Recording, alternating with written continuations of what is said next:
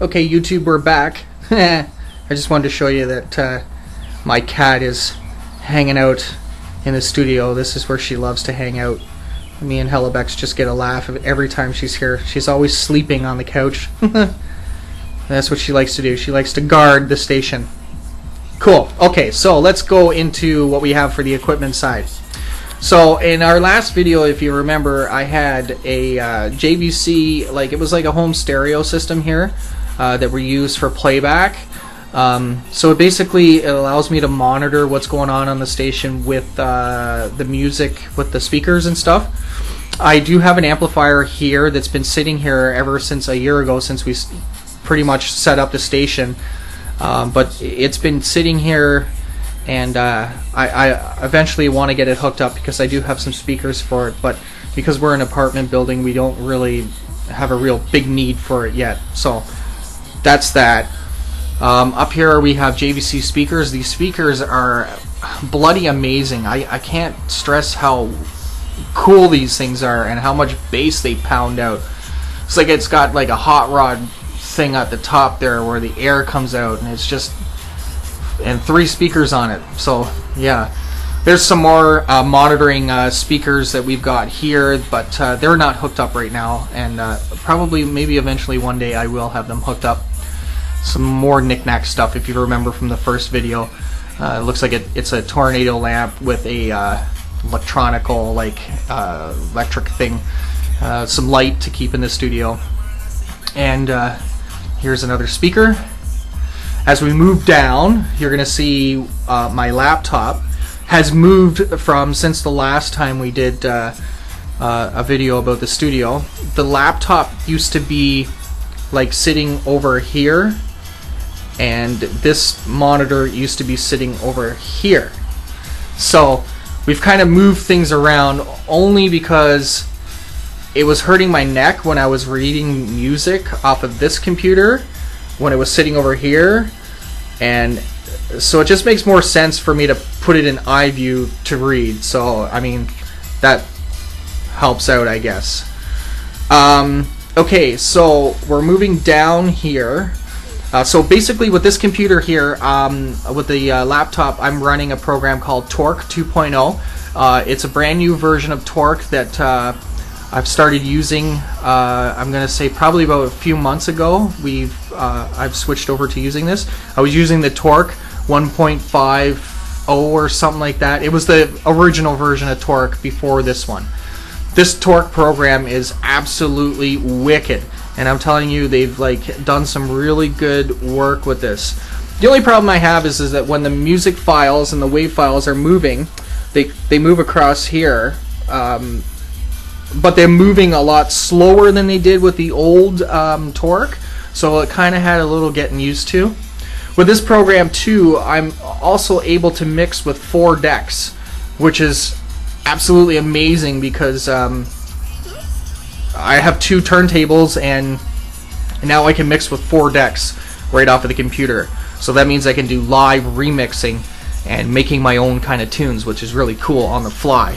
Plus it's got all kinds of samplers in it, and the browser is a lot better, a lot more user friendly to use.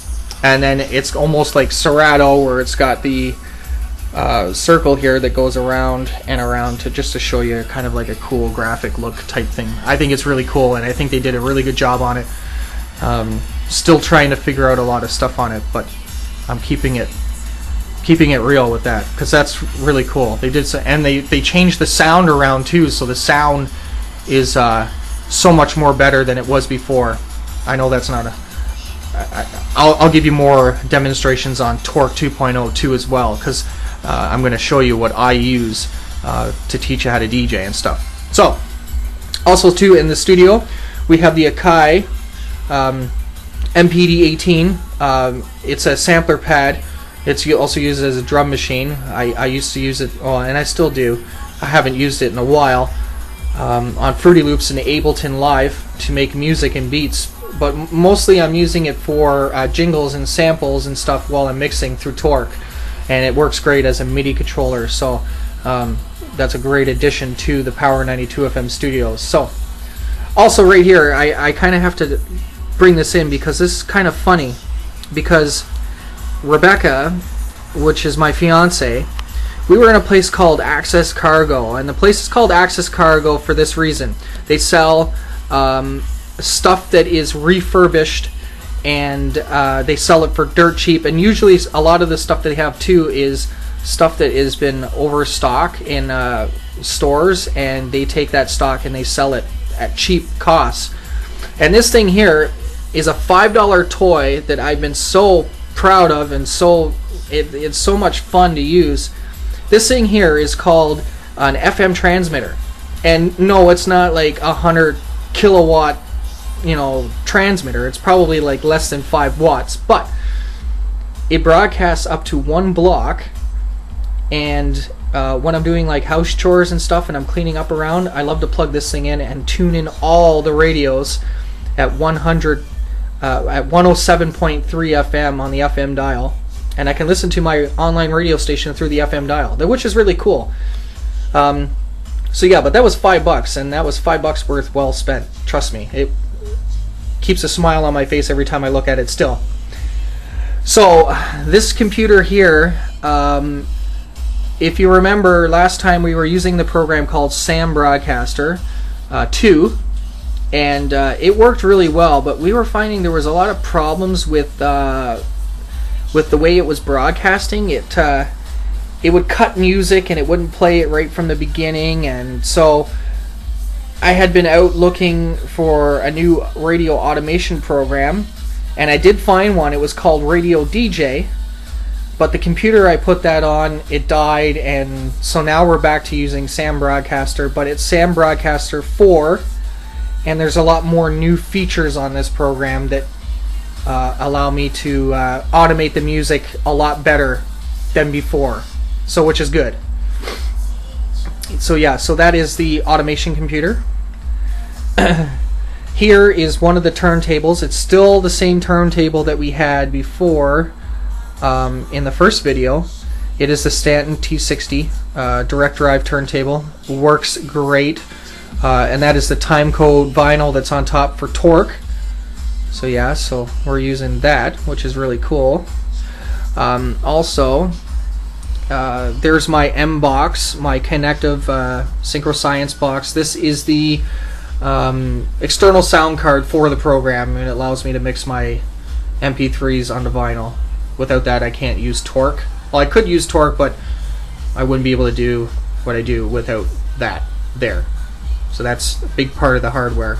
Same with the timecode records. In my last video, you remember I had the mic stands that I purchased from eBay. It was called the Q mic stands, I believe, and I found them on eBay, and I believe they're still up on eBay. You can still buy them on eBay, and I paid $49 for them American, and I bought 2 of them, and they come with a XLR cable right through the metal. And if you know, being a DJ, that XLR cables alone are pretty expensive for a high quality XLR cable. So you probably would spend almost $30 to $25 on an XLR cable. So I got a pretty good deal on these things. Also in the corner here, I know the wires are all over the place, and I tried to keep them as neat as I could, but you know, moving things around and stuff just makes wires all over the place. But that box right there, the Apex box, is a phantom powered box. So this allows me to use my condenser microphones through that box that will be enough power to hold these microphones. Now, you don't need to have condenser microphones, but I find that condenser microphones, you just get much more of a richer and full sound through the mic. So here's one of the condenser mics, if you remember from the last video. It's called the Apex 435.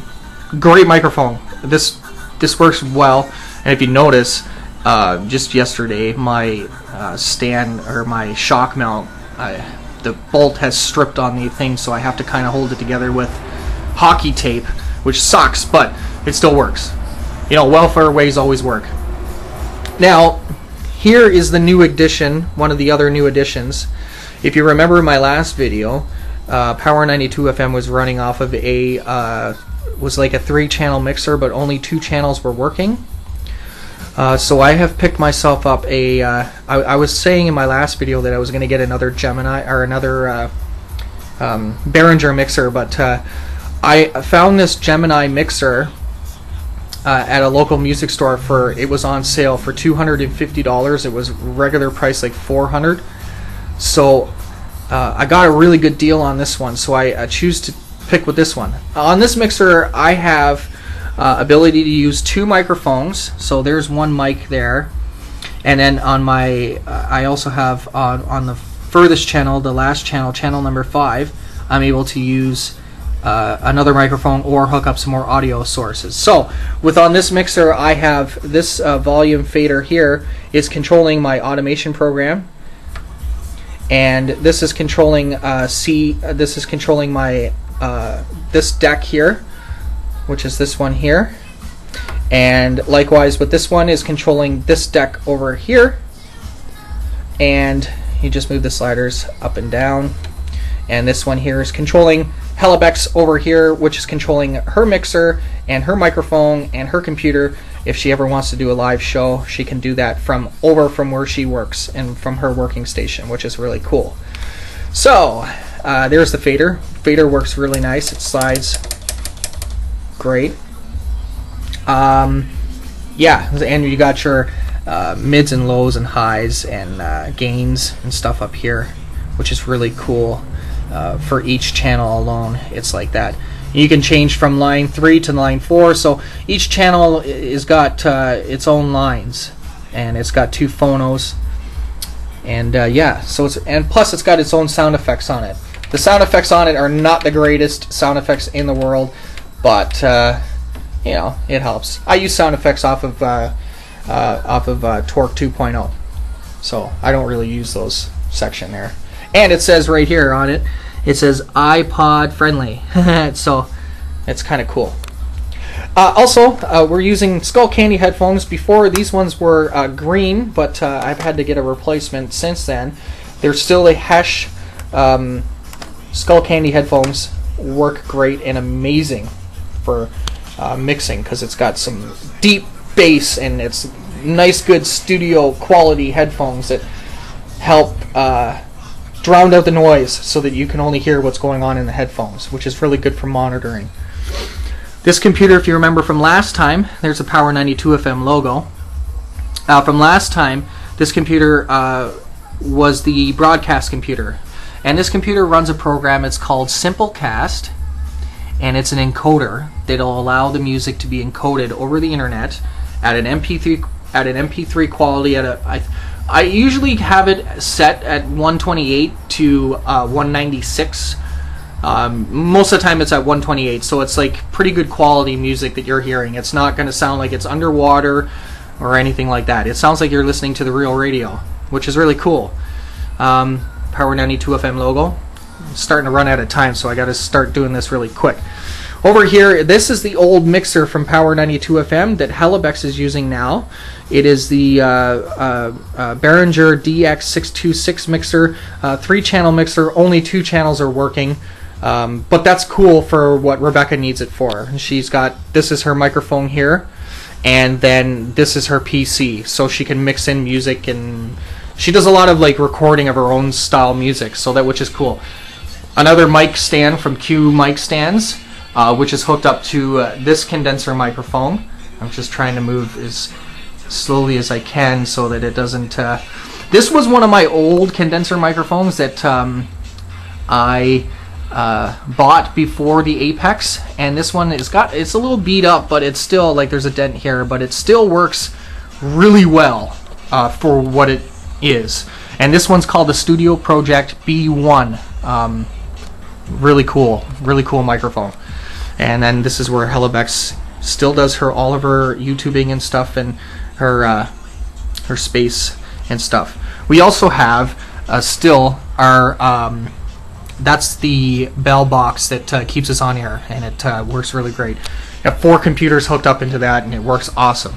Underneath here we still have a new addition. We have records in crates with CDs.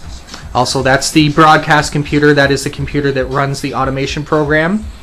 And we have that computer there that runs all the broadcasting. Plus, we still have the things on the walls, Marilyn Manson and stuff like that. And yeah, I've got a new addition up over here. I've got a record in a case.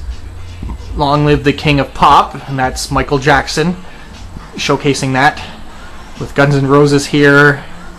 And yeah, and back to the cat. We're gonna stop this and do some more videos.